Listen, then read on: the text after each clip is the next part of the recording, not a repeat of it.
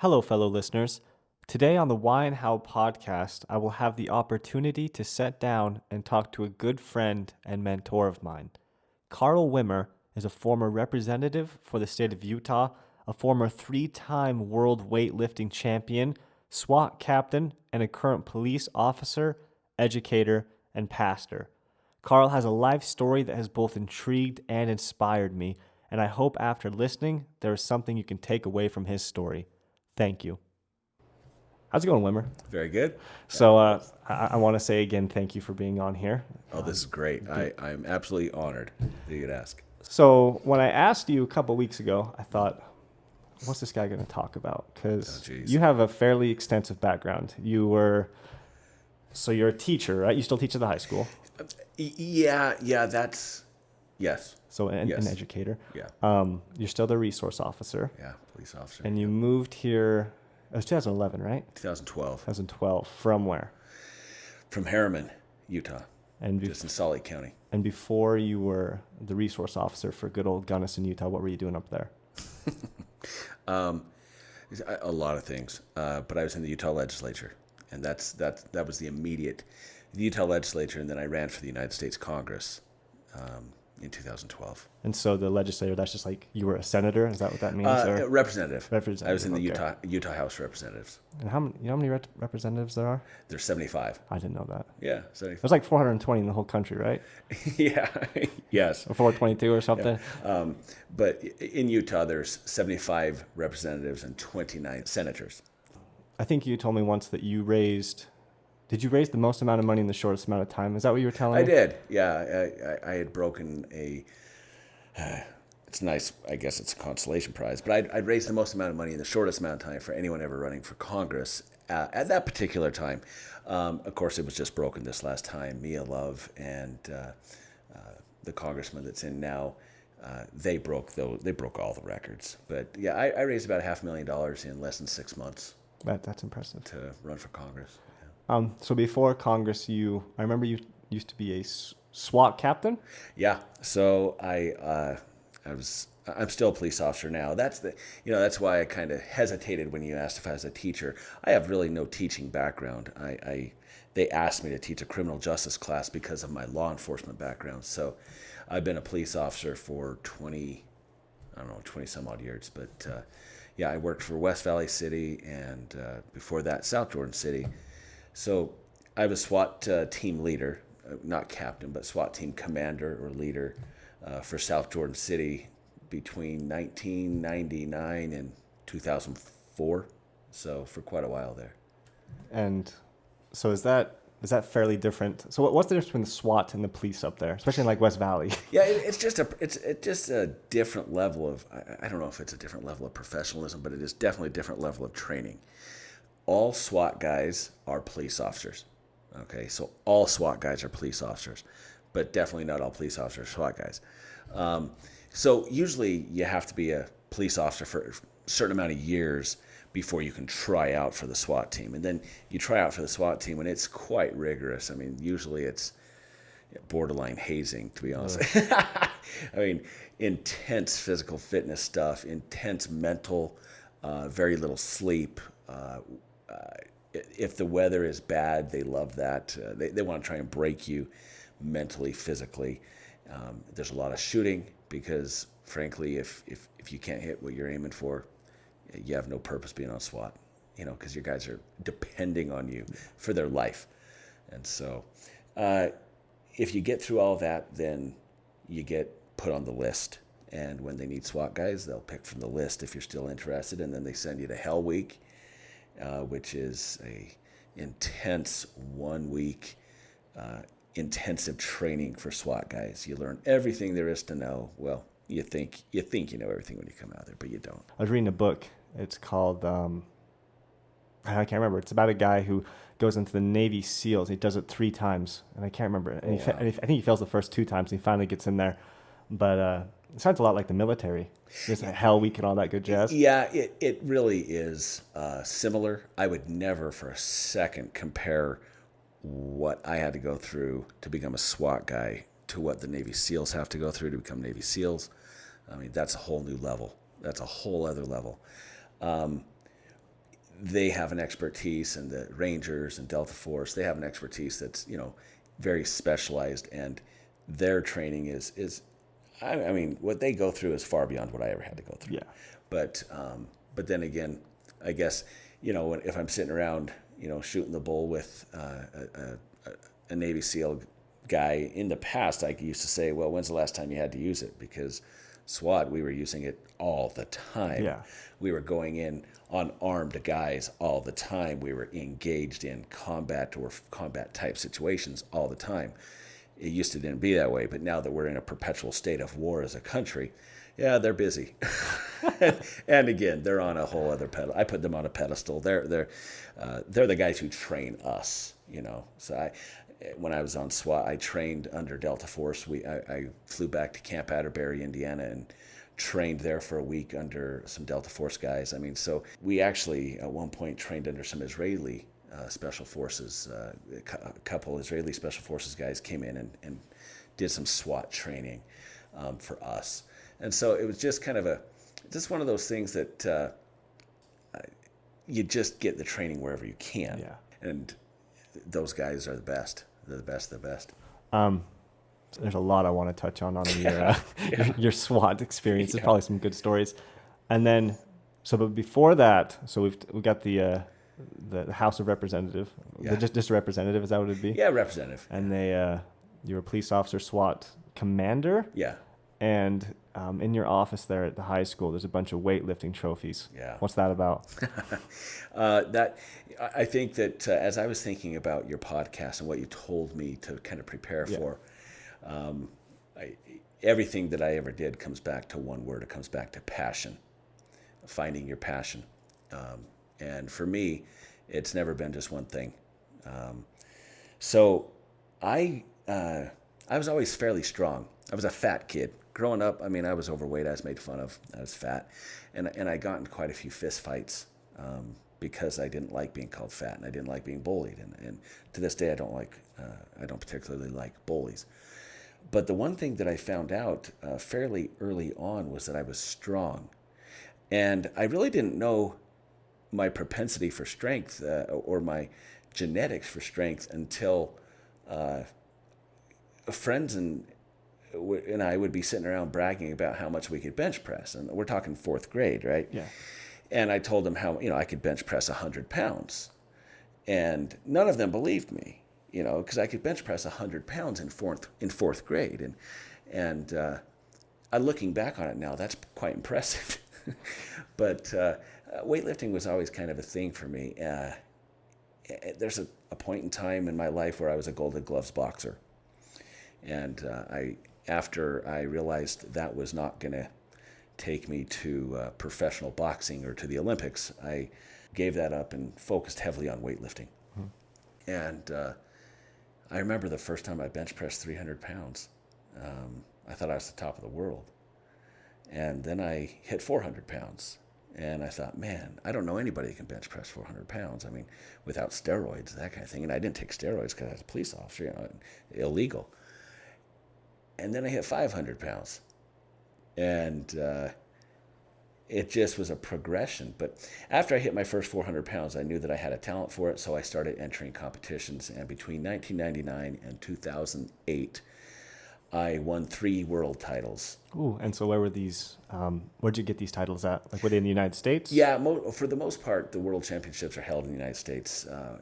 Anaheim, California, Reno, Nevada, Las Vegas, Nevada is usually where the world championships are held. And so my world titles were really all stateside here.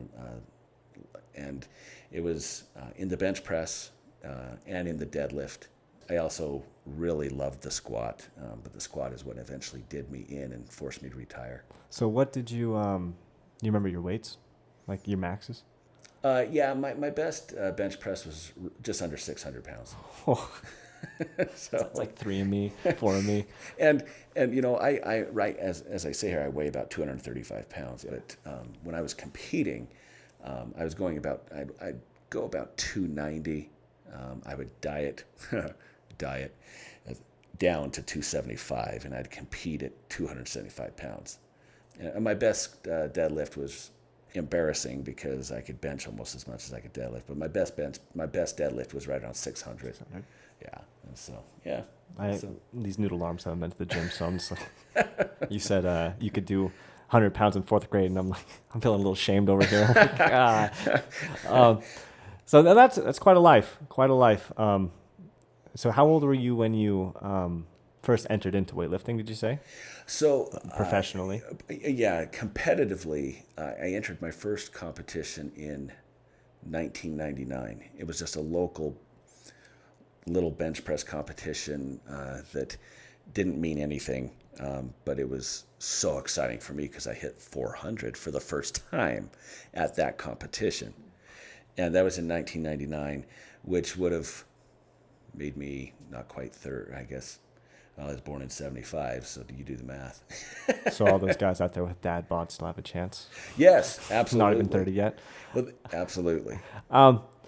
So as you stated, the material that I wanted you to, to kind of prepare for, and kind of the premise of this whole podcast is, it's why and how, and being this is the first podcast, I might as well explain a little bit. So Friedrich Nietzsche, or Nietzsche, however you want to say it, he was a philosopher, late 1800s, and he coined a term, but it goes along the lines of any man who has a strong enough why can withstand, any how. And Viktor Frankl wrote a book. It's Man's Search for Meaning, I think, and he was a Jewish psychologist, and he was captured and put into a concentration camp, and I think he was at Auschwitz for a time, just in passing, but he ended up somewhere and spent a little bit of his life there and lost a lot of his family. I think the only people that made it out was like a brother or a sister, and he lost his wife, lost his kids, lost both his parents, but through it all, he kind of held on to something, and it was, I'm going to get through this concentration camp because I'm going to see my family again, and I have to teach people what happened here. I have to educate the future generations, and that's kind of where he went back to Friedrich Nietzsche's, if any man has a strong enough why, he can withstand any how. Yeah. And that kind of always stood out to me. And I went to college, and I ran into a lot of peers my own age, and I'd ask them, like, what are you doing? Where are you going? And they kind of seemed like they didn't have much aim. And and this is coming from me. They very well may have all the aim in the world, but it made me ask the question, what's driving these college students? And then I kind of asked myself, like, what's driving me?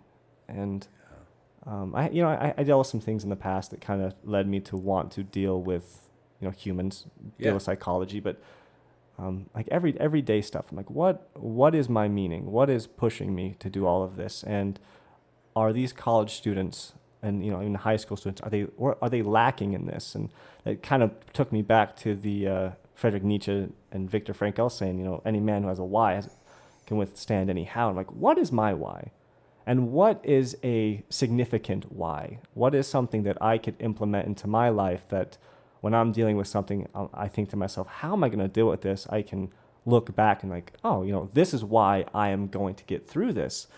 And, it's such a broad thing that it can be applied to. You're sitting in math class, you're like, how am I going to get through this? You're sitting in work, how am I going to get through this? You're fighting with your spouse. It's like, how am I going to get through this? And if you have a strong enough why, it's like, well, because I want to graduate, because I want to have a better future, or because I love this person and I want to have a family with this person. It's like, if that why is strong enough, you're going to get through it no matter what. And Indeed.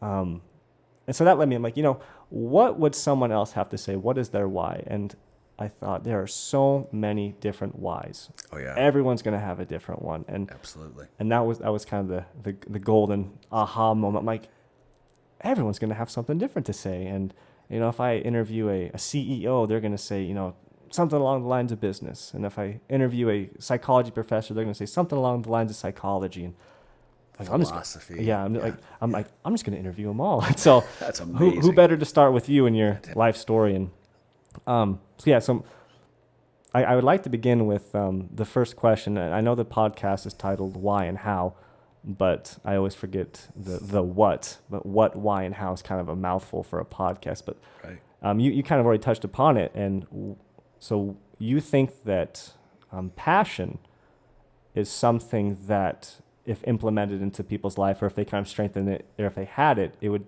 give their life a little more meaning. Is that what you thought? Well, I would definitely, no doubt about it. And I would be remiss, and I know you have a wide variety of listeners. You're going to have listeners from every walk of life. Yeah. You're going to have everyone from Christians to atheists to Jews to you're gonna have everybody. You're gonna have a worldwide listenership, and so clearly, I respect people from all walks of life. I'd be remiss if I didn't say that my complete underlying passion in my life right now is my faith and walk with Jesus Christ. Yes, and in your, so I was trying to think of the word. It was is it pastor? Pastor, A yeah. pastor. There's Yeah. bishops, popes. I'm like, there's Right. just so much. There are. Yeah, I it doesn't really matter to me. Servant is fine with Yeah. me. Matter of fact, the word deacon in the Greek is dikanos, and it means servant, one who serves. Deacon. did not know that. Yeah, deacon comes from a Greek word which means one who serves. But so I prefer, servant or whatever. But people call me pastor. I pastor a local evangelical church here in Gunnison, and amongst other, all the other things that I've done in my life. But my motivating factor in life, and the thing that drives me, the thing that every single day of my life, the thing that has the most meaning to me is that walk with Jesus Christ and the faith I have in the Lord. That is far and away the most important thing to me. Yes. But it's a passion. I am passionate about reading my Bible. I am passionate about touching people through the change that can come through Jesus. I'm passionate about that. And as I started to look at that, and I look back over my life, passion is this little thread that weaves its way through from the time I was a little kid. Yeah. And I think back as a little boy, and I remember, it's so stupid, but it's a passionate issue. I remember reading about, heck, this would have been in the 1980s, and how Congress wanted to do gun confiscations, and how I was very much against that as a, I don't know, I wasn't even old enough to drive. I had to be like 12. And I was very opposed to that. So I had my mom drive me down to the public library where I made copies of this article. And it said, call your congressman and tell him vote against whatever. And I got on my bicycle and I delivered them around my neighborhood, asking people to support gun rights. And I'm like, what 12-year-old does that? That's just not normal. But it was a passion of mine, right? And as I grew up, I just look at, people need to find what they're passionate about. And it doesn't have to be just one thing. And I've noticed at different stages of my life, passion has, what I'm passionate about has changed, nothing, there's not a bigger change in my life than the religious change that I went through. Yeah. I was like many Utahns, born and raised, and I'll be very respectful and very gentle with the listenership here. But I was born and raised LDS. Yeah. I embraced it. I loved it. I was faithful member of the LDS Church. Was married in the LDS Temple. And was baptized my children in the LDS Church, was a leader, what they call an Elders Quorum president. I was Elders Quorum president for dang near 3 years through incredible growth in Harriman when the ward and the stakes split, the church was growing so fast. And that came crumbling down for me in an intense, horrible way that I never wish on anybody.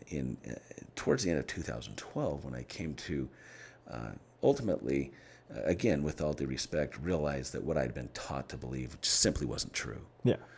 And so I played with atheism a little bit, dabbled in, just I didn't know where to land. And well, you see where I landed now. Yeah. life throws amazing things at people. Life is hard, and life, I mean, I don't have to tell you that. I mean, I've known you as you've gone through at least two, if not two of the two most difficult periods of your life, where it would have been easy to give up. Yeah. You know, and but if you have a passion for something, and I mean, as an outsider looking in, your passion to want to help people, your passion to get real with people, to understand what they're going through, and this podcast, that the things that you're doing in life to help people, it's just a big deal, and it's something you could become very passionate about. But I'm rambling, but as I move through my life, powerlifting became my passion. It became, matter of fact, I'll dare say it became an unhealthy obsession. Kids who want to be the best at something, I don't think they quite understand the sacrifice that it takes to be even at a world level. Because I was world champion twice in the drug-free division. I never would go beyond that. I would never do the steroids, although I had opportunities. But to be the best at something, or even at a competitive on a national or worldwide level, there's certain things that have to be sacrificed. I remember many conversations with fellow coworkers, because I worked as a police officer through all this, but they would say, how in the world, I mean, you got to be on drugs. I'm like, I'm not on drugs. Well, you got to have great genetics. I'm like, granted, I probably do have pretty good genetics, but how many people have good genetics and they die and they go to the grave never knowing that they had great genetics, right?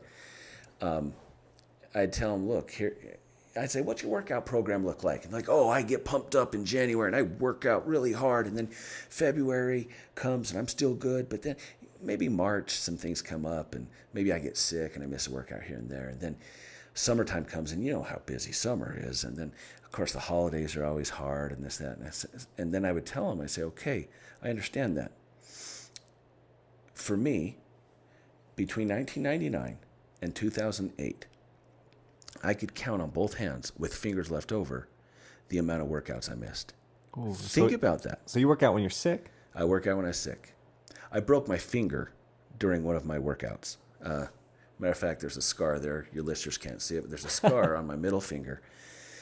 We were doing heavy dumbbell presses, and so I could rep out the biggest dumbbells we had. We had to special order some, so these were about 130-pound dumbbells. Okay, I had one in each hand. And as I slammed it to the ground, one of my workout buddies that's on my powerlifting team had forgot to move his dumbbells. And so my finger got caught between the handle of my dumbbell and the round bell of his. And it broke my finger and it burst it open. Oh. We had long been kicked out of Gold's Gym in West Jordan. And so we were working out in my basement. My basement was a gym. So I went upstairs. I put a popsicle stick around it. I taped it, and I went downstairs and I finished my workout with my middle finger proudly extended in the air. And then I went to the Instacare after that. Christmas, if I had to work out on Christmas, I had kids. I'm not going to miss the kids opening presents. Yeah. I'd get up at whatever time I had to get up. Is it 4 a.m.? Whatever. And I'd work out. Anniversary, my wife hated it, but understood that I worked out before we'd go out on our dates. That's the kind of thing that it took to get that level. Now, I'm not saying your listeners have to be that passionate about anything. In fact, in many ways, it was very unhealthy. It was unhealthy for my marriage. It was unhealthy for my family. My family life suffered, and my marriage suffered because my wife, even at the World Championships, sometimes she would go, sometimes she wouldn't. I don't think she ever went to the national championships. It was not something that she loved. In fact, she resented it. I feel like there may be some people who are asking, like, I'm not what I don't know what I'm passionate about. Like, what do I even like? And maybe they like maybe like eating cake or chips. I love I know chips, people but like that. if I could be passionate about eating nacho cheese Doritos for the rest of my life, I'd be okay. If there was no negative consequences. But was there ever a point in your life where you were kind of absent of passion for something? You like to weightlift, you like to, Hmm. you liked being Mormon, you liked Yeah. being a cop. But was there ever a time you were like, I don't know what I'm doing. Like I don't know where Yeah. I'm headed. Oh yeah. Oh yeah. Oh yes, definitely. Those are the worst times of life, in my opinion. Well, without a rudder, just aimless, um, that's hard. And I'm sure that there's some of your listeners who are aimless and who don't know what their passion is. Those are the worst times in my life, in my experience. I'm 44 now, and in my life, I just, boy, the times where I felt lost, where I didn't have a passion, those were the dark, dark times. And the biggest example I can give you, and again, I hate to keep coming back to this, but the biggest example I can give you is when I lost my faith in the LDS Church. When that collapsed, it was the nearest thing to death I've ever experienced. Um, I'm very serious when I say I was suicidal, because my entire worldview, everything that I'd been taught, trained, and brought up to love, embrace, and believe in, had fallen apart. Now, that's hard for some. Imagine your entire worldview, everything that you'd ever thought was true, having that collapse Yeah. against your will. I did not want that to happen. Yeah. I was pursuing truth, and in that pursuit, that was a side effect of what happened. And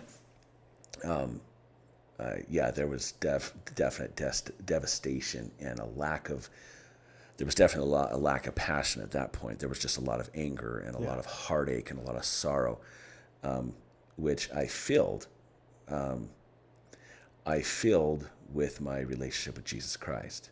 And And so, yeah, and it's led you now to where I'm at. So you pursued what you believe to be subjectively true. You're passionate about your subjective truth, and and clearly it's it's helped you. You're a very humble, kind guy. In Thanks. shape.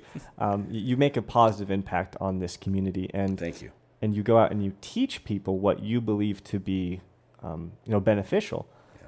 And I think that and you mentioned that I went through some stuff, and I think that's what, because at a point I was passionless. I was like, I playing video games, doing absolutely nothing with my life.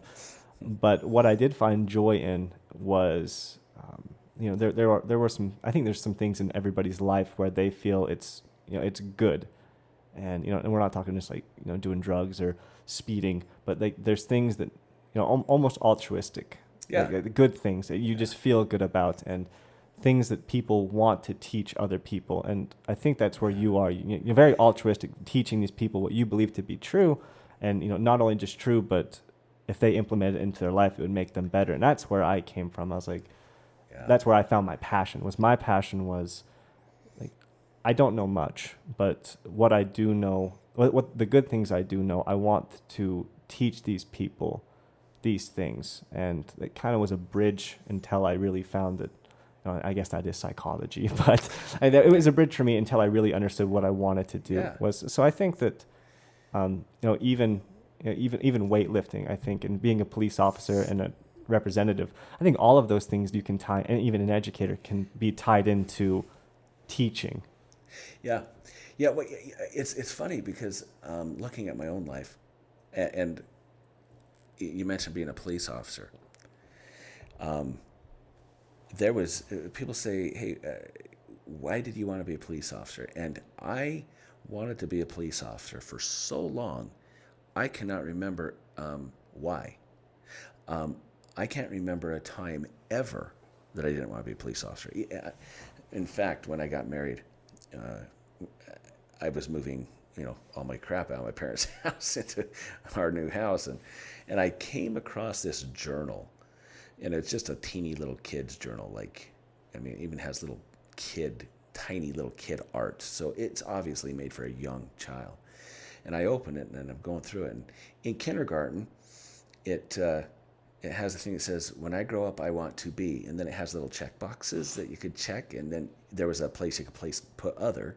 I didn't need to put other because, of course, fireman, policeman, teacher, whatever, and I checked police officer in kindergarten. And then I turned to first grade, police officer. And I stopped filling it out like by fourth grade, but all the way up to fourth grade, police officer was checked off. I don't ever remember a time. And so I entered the police academy, and I was one of the youngest graduates in my police academy class. In fact, I graduated before I was actually old enough to get a job as a police officer, and so I had to sit around for a couple months until I could start applying. Everybody else was applying whilst they were in the academy. They were applying for jobs to get on the list. I couldn't do that until after the police academy. I just, the thing that I would tell people in talking about finding your passion, man, it makes life interesting. And my passions have jumped around. They have. They certainly have until, but it's always been kind of motivated by what you would call altruism and what I call altruism. I'm a very black and white person. I love everybody, but I'm black and white in what I believe.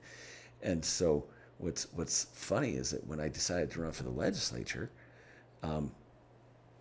I had zero political experience other than the time I drove around on my bike handing out pro-gun propaganda at age 12, I ran for the legislature in 2006, and the story behind that's just insane, but and we could get into it if you want, but I was motivated by two things. I was motivated because I supported the ideas of parental choice in education, being able to pick where your kids go to school. At the time, I was a strong supporter of tuition tax credits and public school vouchers. I still am, but I think having worked in the public schools, I've learned a lot more than I knew back then about the way public schools are run. So I'm far more sympathetic to the public schools than I was.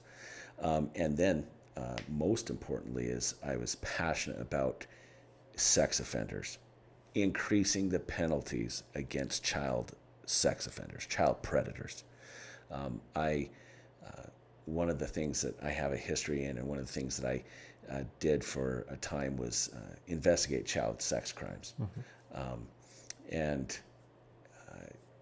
now here in Sanpete County, here in Gunnison, whenever there's a child sex crime that comes up, or a sex offense, or an offense involving children, I'm the one who takes the lead investigation on it, because it's I have a background and some experience in that. But that's one of the things that motivated me to run for the legislature. I just wanted to change what I viewed as very, very weak sex offender laws. How common is that? Like child sex offense? That's something you hear about it every now and again on the news, but is it something that the public really don't know about? Oh, it's grotesquely popular in Utah. It's in the shadows and it's hidden, but it is grotesquely way too common. Child sex abuse, child sex trafficking, those things are a somewhat hidden but common thing everywhere. Yeah. But Utah is certainly in no way are we immune, and in fact, in some ways, it's possibly worse.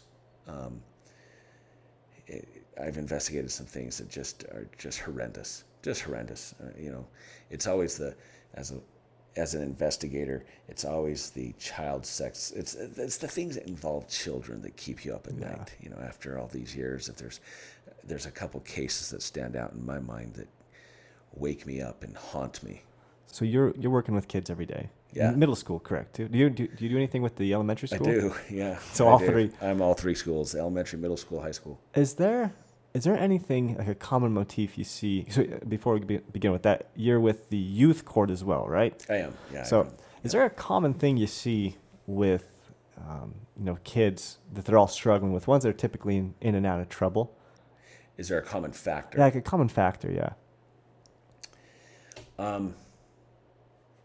I would say there's two sets, and this is not going to win me any fans in certain circles. There's two sets of people that I deal with on a regular basis. Now, when I was talking about child sex offenders earlier with the legislature, I'm talking about adults who are perpetrating on yes. kids. Now we're talking about juvenile law. And in my experience, kids that I continually deal with come from two sections. And this is just off the top of my head. I wasn't ready for this question, but I do know just off the top of my head. The first one are those kids who are raised in families and in environments where they are completely and utterly entitled, where everything has been easy for them, where if the teacher, even all the way back as little kids, if the teacher tells them to do something and they don't want to do it, mom and dad is on the phone with the principal the next day saying, why is the teacher picking on little Johnny? Or why is the teacher picking on my little Susie? And these kids who are raised to believe that they can get out of anything because of who they are, the way they're raised, and who backs them up. Okay? That is a continual issue. And now not to cut you off, but it reminded me, I had a psychology professor, and we had a girl in the class say, he asked her what she wanted to do, and she said that she wanted to be a school counselor. And he brought up this instance that he had once been a counselor, and they had this bully, this boy that would come in, I think it was like middle school, and they brought him in like, hey, you can't bully, blah, blah, blah, and went out and did it again. Like, hey, he did it again. They brought it back in. They called the parents. Parents like, oh, no, he would never do that. It's probably other kids. And it got to the point where they got him on camera once. And they got him on camera, like, yelling at this kid, calling him names, pushing him. And they brought the parents in. And they're like, here, you don't believe what we're saying. You can look at it. And they looked at the video. And after it was over, they sat there and they were like, those kids must have planned that. So they meant that the kids he was bullying must have set that up so that they looked like they were going to get bullied, and so I can kind of empathize with that, with the parent never believing the kid does anything wrong. Oh, you know what? The story that he just told, I guarantee is 100% true, because I had an experience. There was and I won't give away any names. I won't give away any information. I won't even give the year. I will just give the basic information. But there was a car wreck in the parking lot of the high school, and both drivers were giving completely different stories. And I honestly believed the one person. I believed this person over the other person. I just did, but I wasn't going to make a decision until I had reviewed video. I'd been contacted by both sets of parents. Both sets of parents were backing their own children, which parents do. You naturally will. Well, we reviewed the video, and it was so plain. It was absolutely obvious, beyond words obvious, as to who was at fault. One of the people wasn't even moving. Their car was not moving. It was stationary. The other person drove straight for them, was clearly distracted, whether on their phone or whatever, hits them, slides along the side of their vehicle, and continues to the end until they stop. It was so obvious, it was unbelievable. I called the parents to notify both sets of parents what I had discovered.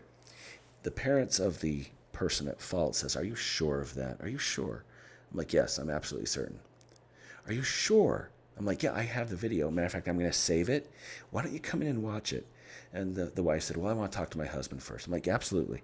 So over the next period of, let's say, less than a week, maybe 3-4 days, they continued to call me and ask me if I was certain of what I was watching, because their child was denying it over and over. And I'm like, come in and watch it. Those parents refused to come in and see the video. They never came in. They would not come in. They refused to come in because they refused to believe that their child was at fault, and they refused to believe that their child would lie to them. And to this day, that set of parents do not like me and believe that I made up this story about their child. it's that type of parent. It's that type of environment where I do see a fair amount of kids who get in trouble, and they continually get in trouble because they get, there's a lack of discipline. Not because the parents are good parents, and the parents, they really are great. This type of parent, I'll just say, this category of parent, they're good parents generally, and they're great providers, and they are lovers of their kids. And they would discipline their kid if they had the opportunity, but they are so, in this particular case, unfortunately, so deluded in thinking that their kid can do no wrong that they miss the opportunity to discipline. And I like that, the can do no wrong. I think that's something I think everyone should implement. It's like the old saying, I don't know if you're familiar with Socrates. He says that he claims he knows nothing. And it goes along the lines of he's the oracle told him he's the wisest man in all the village because he claims that he doesn't know anything at all or something. And which is a fun fact. I actually don't think that's anywhere in a text, and people quote it. But it's a good little story. But I think that in my own life, adopting the notion that, I might be wrong, I think that does so much for someone. And, in this case, and even the youth that you deal with that are so headstrong and, getting in trouble, never stop to think, maybe I am wrong. Mm-hmm. And that's such a powerful thing because, I'm at work, something happens, and I'm headstrong that I'm right. Yeah. The problem never gets better. Right. The second I stop and think, maybe I did something wrong, it opens itself up. That's huge. So the second group of people that you asked about that I deal with, and I apologize, it took a long time, but I think that's important. I think what we just touched on is critical. The second group of people, unfortunately, are those who have, and I'm just going to throw this out there, absentee fathers. Mm-hmm. There's no father in the home, and there's no father figure, no father involved in the kids' lives. And I know that's not a popular thing to say in this day and age, but it is my experience. And you can call it anecdotal, which I couldn't argue. It is anecdotal. Yeah. We're dealing with my segment of my portion of the world. Well, and when you and I met back in 2012, that was the year that my parents split, and my mom was a single mom for a couple of years, and it was at that time when I'm a 17-year-old boy.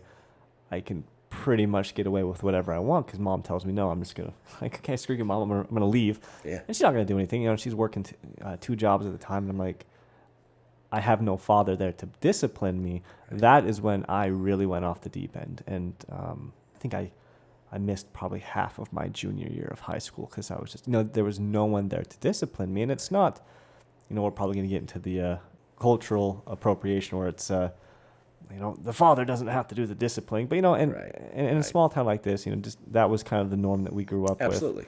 And if you don't have a parent there to discipline, to even a minimal degree, the kid gets away with anything. Yes. And I got away with a lot of stuff, and it did bite me because I look back, I'm like, I spent like 3 years of my life doing stuff I shouldn't have been doing. I'm so far behind now.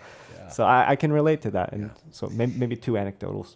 Yeah, there you go. And it's just, that is consistently the kids who I deal with the most and the most often, and who don't really progress, don't have a father figure in the home. Now, interestingly enough, there are kids who become exceptional success stories, and in many ways, you're the same. You're the exact same. And I know a lot of your viewers or listeners aren't going to know you the way I know you, but they're not going to know the horrendous background and the tough things that you went through in high school, and especially after high school with the loss of loved ones. And you are like top 2 or 3 success stories of kids who pulled themselves out of it. And you did that in large part yourself. And your mom, she's mothers are wonderful, and your mother is a saint, but you did that a lot yourself. And but there's a lot of kids who don't. There's a lot of kids who don't. They fail, and then they end up either in prison or dead. And I think there's a passion there. I've seen what it feels like to get pretty close to hell. It's rough, and you have to have a passion to want to get out of that. And I think a lot of people who get stuck in this rut, and they're depressed, they're doing substances, going home watching TV all night, going back, waking up at 8 or 6, 7, going to work, coming home doing the same thing, and they're just so miserable. Maybe they're jobless and they're miserable.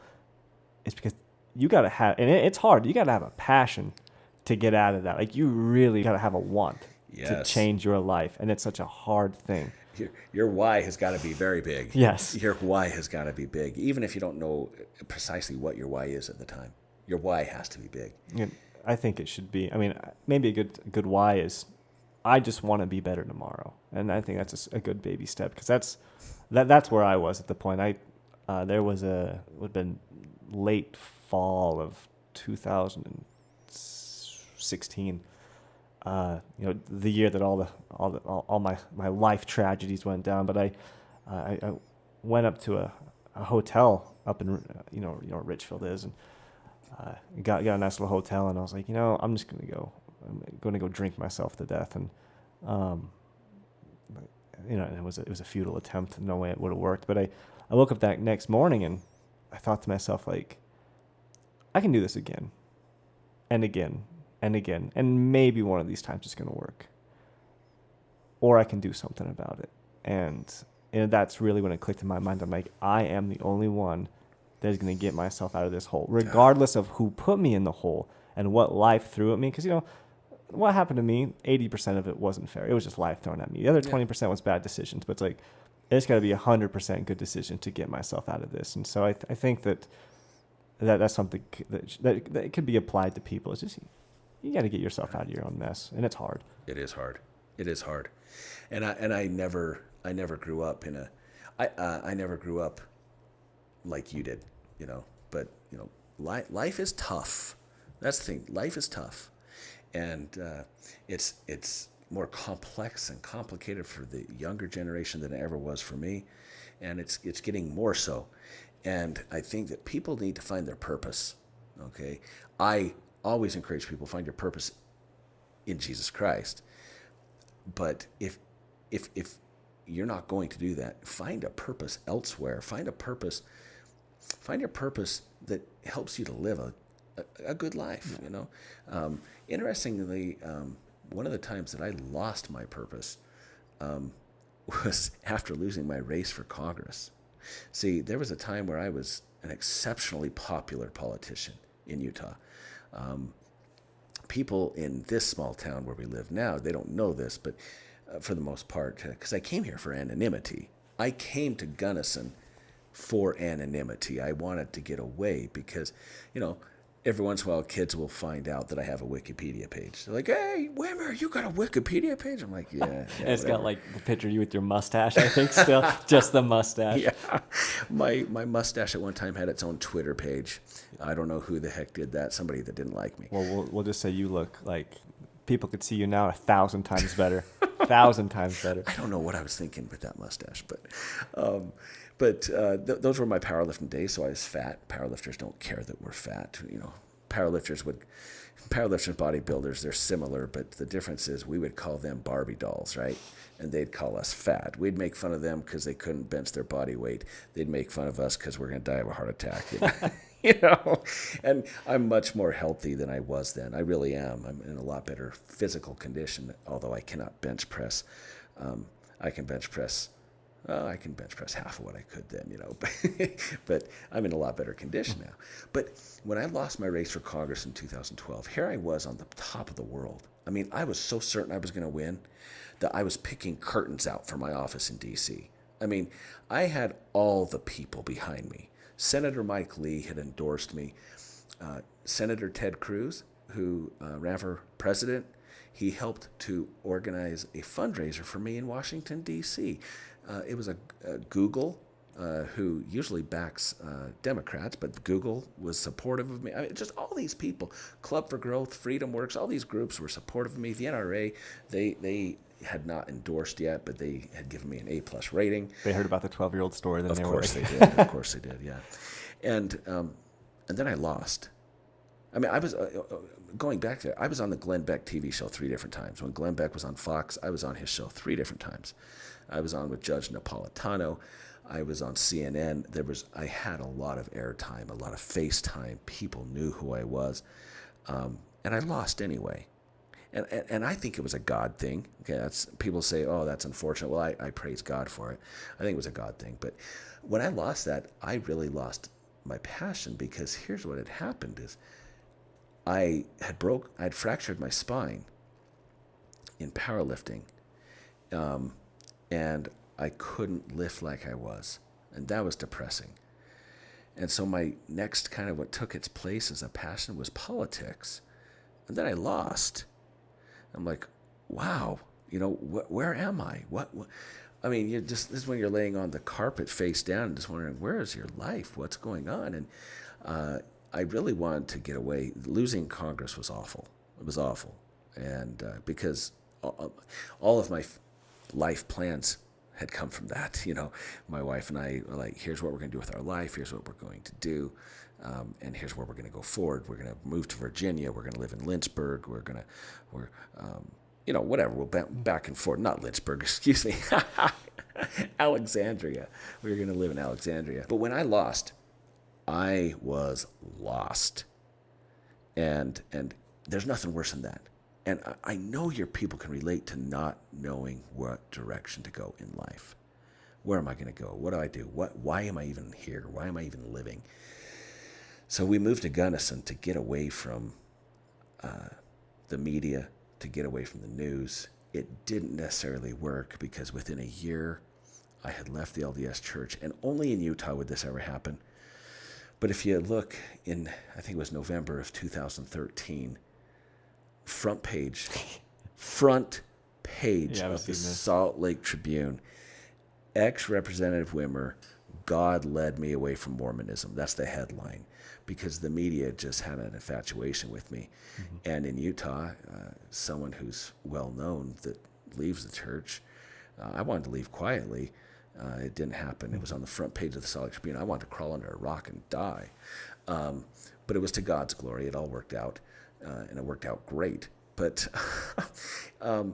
so, what the interesting thing is, though, people need to understand, when you're at your lowest, oftentimes that's when you find your passion. Because I have two passions in my life, and they're completely oppositely related. Obviously, Jesus Christ, my walk with him, is it for me.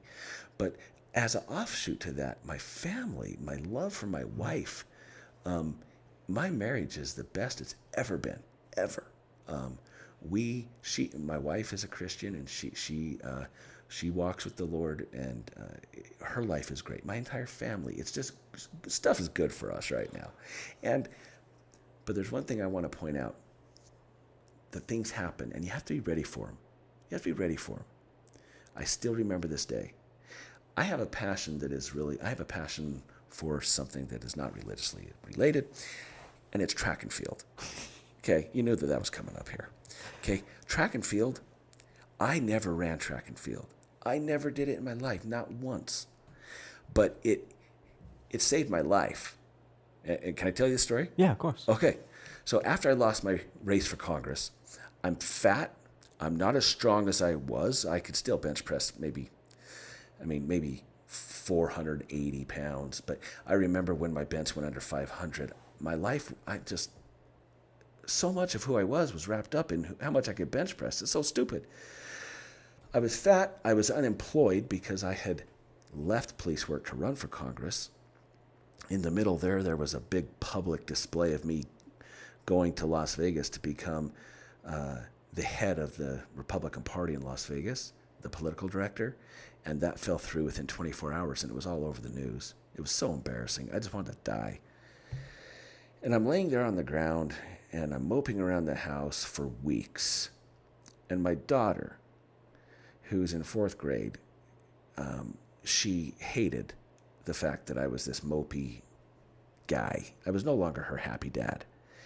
And this is why I'm so passionate about track and field, because what happened was, in her cute little way, she comes home with this flyer, and it's for a triathlon. And she's like, Dad, I want to do this triathlon, but I want you to train with me.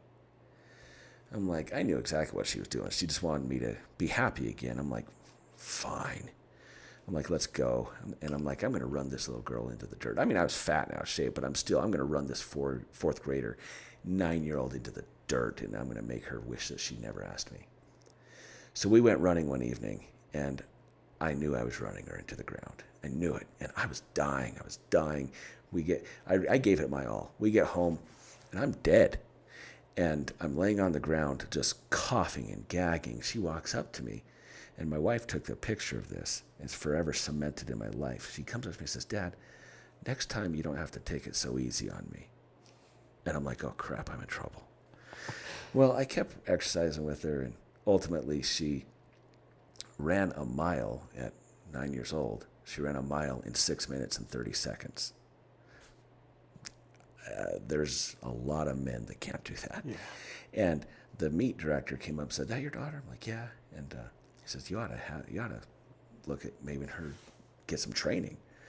Well, the rest is history. She became a sprinter, and we moved to Gunnison shortly after that. But I was like, wow, maybe my daughter could be something in track and field. And so I started learning what it was like to train track and field. I started learning, and I started becoming this YouTube expert on track and field. And when we moved to Gunnison, we joined a track and field club in the city next to us because there wasn't one here. And then we built one the next year, a youth track and field. And by this time, I'd met you, and you're on the high school track team, and you probably remember her and I coming over there and her working out, sometimes with the high school kids. Yeah. Well, she's now a senior in high school. She's a 2-time state champion, sprinter. She didn't stick with the mile. She's a sprinter. And we're going on official visits to different track clubs here this month. Our first one is next weekend. We're going to Northern Arizona University to visit them.